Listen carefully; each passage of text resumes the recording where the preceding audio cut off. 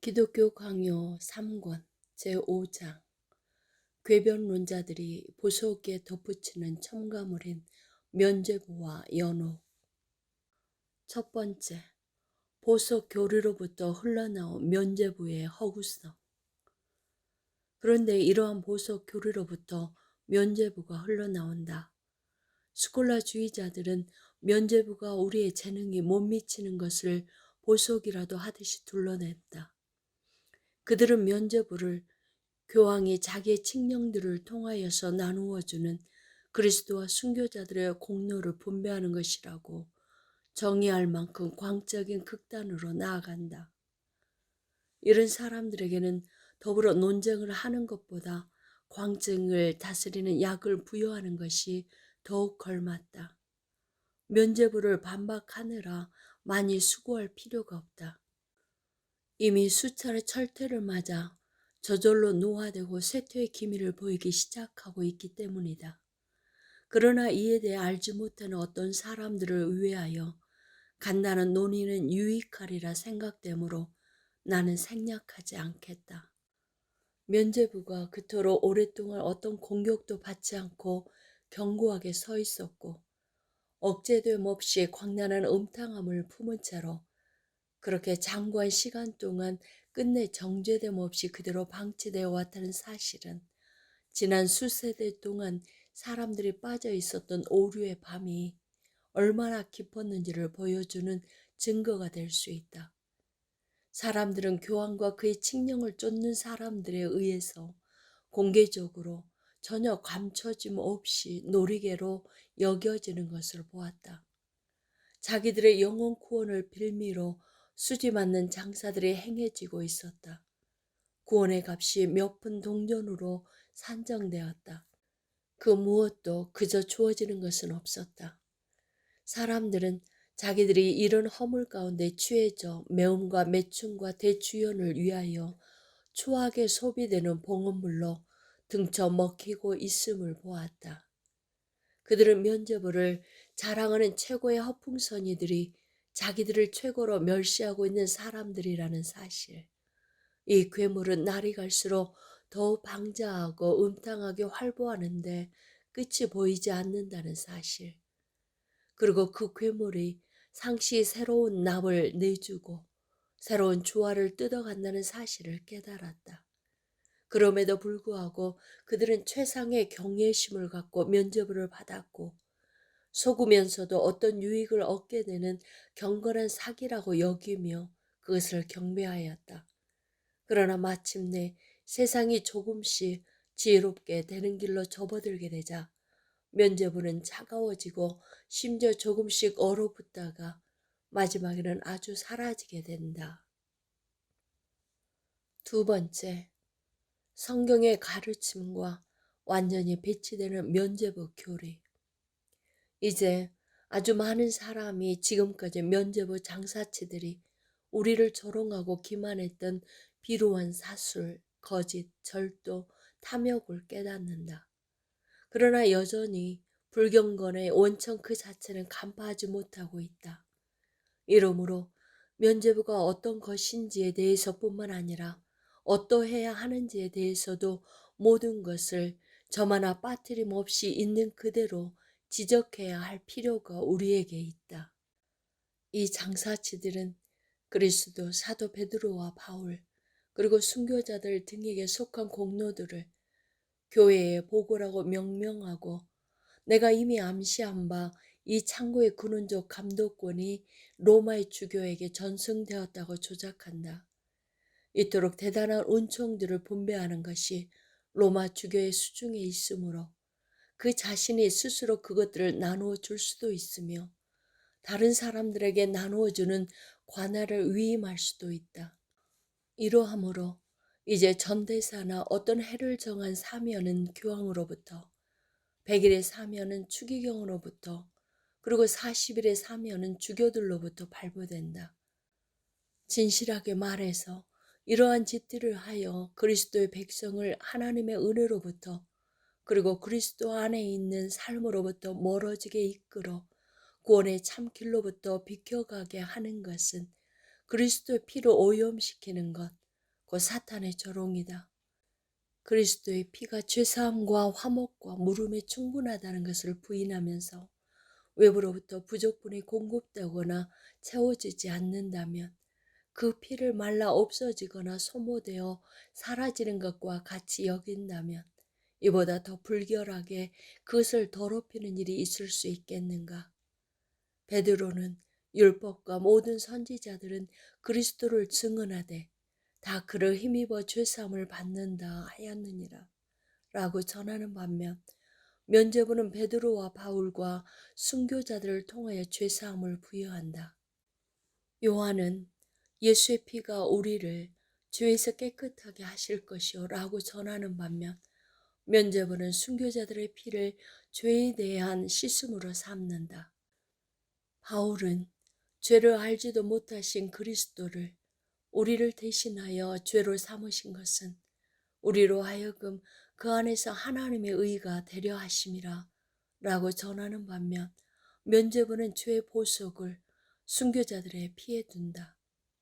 바울은 고린도 사람들에게 오직 그리스도만이 그들을 위하여 십자가에 못 박히시고 죽으셨다고 외치면서 증언하는 반면 면죄부는 바울과 다른 사람들이 우리를 위하여 죽었다고 선포한다. 바울은 다른 곳에서 그리스도가 자기의 피로 교회를 사셨다라고 전하는 반면 면죄부는 순교자들의 피를 죄사함을 얻는 또 다른 값이라고 규정한다. 사도는 그리스도께서 거룩하게 된 자들을 한 번의 제사로 영원히 온전하게 하셨느니라 라고 전하는 반면 면죄부는 성화는 순교자들에 의해서 완성되므로 그들의 공로가 없으면 충분하지 않다고 외친다. 요한은 모든 성도들은 어린 양의 피에 그 옷을 씻었다 라고 전하는 반면 면죄부는 성도들이 성자들의 피로 옷을 씻는다고 가르친다. 세 번째, 순교자들은 그들 자신을 구원하고도 남는 공로가 있어 그것이 교회의 보고에 쌓이게 된다는 망상. 로마 주교 레오는 팔레스타인 사람들에게 보내는 글을 통하여 이러한 신성 모독을 아주 분명하게 거부한다. 많은 성도들의 죽음은 여호와께서 보시기에 귀중한 것이었지만 그렇다고 해서 어떤 사람의 무고한 죽음도 세상을 용서하는 값이 될 수는 없었습니다. 의인들은 면류관을 받았지 준 것이 아니었습니다. 신자들의 용기는 인내의 본을 낳았으나 의의 선물은 되지 못했습니다. 그들은 각각 자기의 죽음을 죽은 것이지 다른 사람의 빚을 끝내 갚고자 한 것이 아니었습니다. 주 그리스도는 한 분이시며 그 안에서 모든 사람이 십자가에 달리고 모든 사람이 죽고 장사되고 다시 일어나게 됩니다. 이는 기억해야 할 가치가 있으므로 다른 곳에서도 반복하였다. 불경건한 교리에 대해 종집을 찢는 데 있어 이보다 더 명쾌한 가르침이 어디 있겠는가. 아우구스티누스는 이에 못지않은 아주 적절한 판단을 내린다. 그의 말은 이러하다. 우리는 형제로서 우리 형제를 위하여 죽지만 어떤 순교자의 피도 죄사함을 위하여 흘리는 것이 아니다. 그리스도가 우리를 위하여 이를 행하셨다. 그가 자기의 피를 우리에게 주신 것은 우리가 그를 흉내내게 하시려는 것이 아니라 그것을 기뻐하며 누리게 하려 하심이다. 같은 생각이 다른 곳에서도 나타난다. 하나님의 독생하신 아들이 자기와 함께 우리를 하나님의 자녀들로 삼으시려고 사람의 아들이 되셨다. 그리하여 오직 그만이 우리를 대신하여 자기가 범하지 않은 죄에 대한 형벌을 당하심으로 우리가 그를 통하여 우리가 행하지 않은 선에 대한 우리가 받을 자격이 없는 은혜를 누리도록 하셨다. 참으로 면죄부 장사치들의 모든 교리는 무시무시한 불경과 모독으로 짜집게 되어 있다. 그 모독은 어떤 다른 것보다 더욱 괴기스럽다. 다음 내용이 자기들의 학설인지 아닌지 그들이 깨닫도록 하자. 순교자들은 자기들의 죽음으로 자기들에게 필요한 것보다 더 많이 하나님께 바쳤으며 더 많은 공로가 있었다. 그들에게는 다른 사람들에게로 넘쳐서 흘러 들어갈 아주 많은 공로가 여부르노 있는데, 이 대단한 은총이 헛되지 않도록 하려고 그들은 자기들의 피를 그리스도의 피에 섞는다. 이 두 피로부터 죄의 용서와 보석을 위한 교회의 보고가 만들어진다. 그리스도의 남은 고난을 그의 몸된 교회를 위하여 내 육체에 태우노라 라는 바울의 말씀은 이런 뜻으로 받아들여져야 한다. 그들의 이런 형태가 그리스도께 단지 이름만을 남겨놓고 그를 무리 가운데서 거의 구별되지 않는 또 다른 한 평범한 성도로 취급하는 것이 아니라면 무엇이란 말인가? 한 분, 그 한 분만이 설교됨이 마땅하다. 그 한 분만의 드러남이 마땅하다. 그 한 분만의 이름이 불림이 마땅하다. 죄사함과 속죄와 물음에 대한 어떤 논의에서도 그 한 분만이 주목되어야 한다. 그들이 내세우는 간단한 논법은 순교자들의 피는 교회의 공공의 선에 제공되지 않으면 헛되이 뿌려지게 된다는 데 있다. 진정 그러한가? 죽음을 통해 하나님께 영광을 돌림이 아무 열매가 없는 것인가? 자기들의 피로 하나님의 진리를 입증함이 현재의 삶을 경멸함으로써 자기들이 더 나은 삶을 찾고 있다는 사실을 증언함이 자기들의 한결같음으로 적들의 완고함을 깨뜨리고 교회의 믿음을 확증함이 진정 아무 열매가 없는 것인가? 분명 그들은 만약 한 분 그리스도만의 대속자이시라면, 오직 그만이 우리의 죄를 위하여 죽으셨다면, 오직 그만이 우리의 구속을 위하여 제물로 드려지셨다면 아무 열매도 맺지 못했을 것이라고 여겼던 것이다. 그들은 베드로와 바울이 그들의 침상에서 죽었을지라도 승리의 면류관을 받았을 것인데, 그럼에도 불구하고 죽음에 이르도록 수고를 다하였으므로 그 피가 그저 아무것도 배태하지 못하고 아무것도 열매 맺을 수 없다면 이는 하나님에 의해 제대로 부합되지 않을 것이라고 말한다. 이는 마치 하나님이 자기가 베푸신 선물의 분량에 따라 자기 종들로부터 영광을 받으시는 방법을 알지 못하신다고 하는 것과 다르지 않는다. 여하튼 이러한 그들의 승리로 인하여 그들을 맞서 싸우고자 하는 열망이 불타게 되었으니, 이로 말미암아 교회가 일반적으로 받은 혜택은 더할 나위 없이 크다고 할 것이다. 네 번째, 그리스도는 성도의 구원을 위한 모든 고난을 그 육체 가운데 다 당하셨으므로 그 외에 공로가 필요치 않음. 그들은 바울이 자기를 들여서 그리스도의 남은 고난을 자기의 육체에 채운다고 한 말씀을 얼마나 사악하게 왜곡하고 있는가. 바울이 언급하고 있는 부족함과 그것에 대한 채움과 구속과 물음과 속죄의 작용에 관계된 것이 아니라 그리스도의 지체들의 모든 성도가 육체 가운데서 이 땅의 삶을 살아가는 동안 감당해야 할 고난을 가리킨다. 그러므로 바울은 자기 안에서 한 번 고난을 당하신 그리스도께 이제는 자기 지체들 안에서 날마다 당하셔야 할 고난이 남아있다고 말한다. 이로써 그리스도는 우리가 영예를 받을 가치가 있게 하신다. 그는 우리의 고난을 자기의 것으로 헤아리시고 그렇게 삼으신다. 바울은 교회를 위하여라고 덧붙였을 때 이것은 구속을 위한다거나 화목을 위한다거나 교회의 물음을 위한다거나 하는 것이 아니라 교회의 세움과 진보를 위한다는 뜻을 제시하고 있다. 이런 맥락에서 그는 다른 곳에서 다음과 같이 말한다. 내가 택함 받은 자들을 위하여 모든 것을 참음은 그들도 그리스도 예수 안에 있는 구원을 받게 하려 함이라.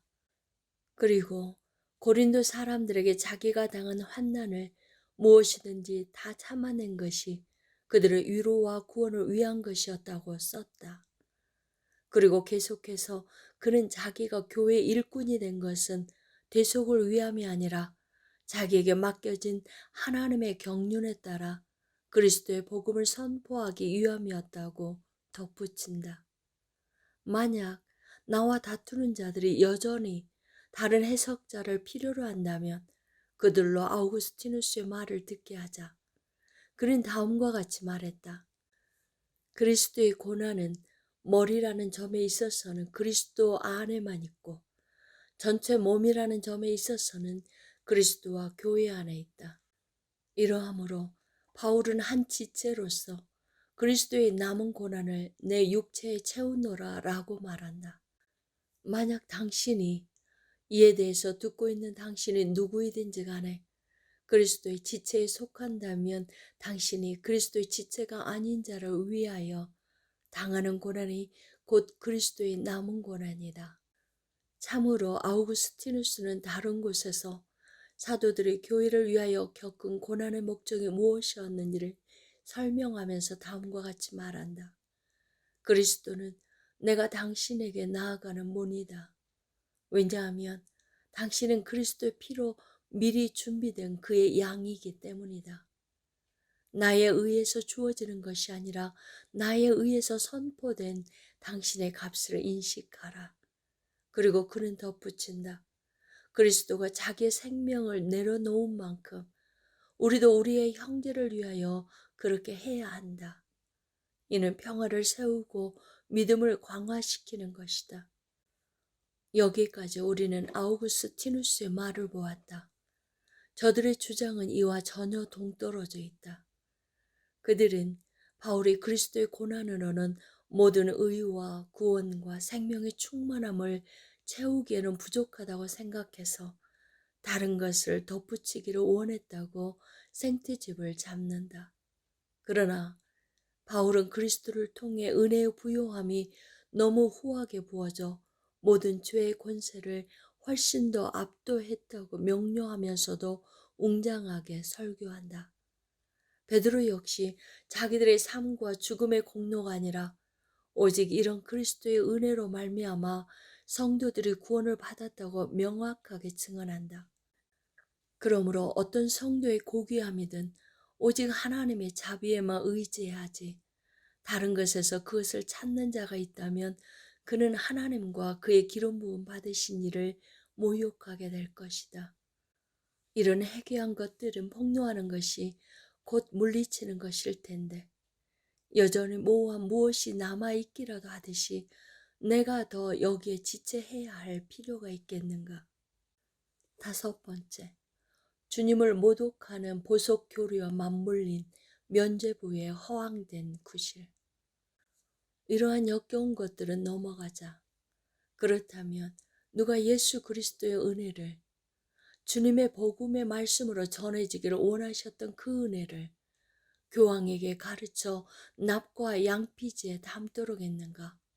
분명한 것은 하나님의 말씀이 거짓이거나 아니면 면죄부가 거짓이라는 사실이다.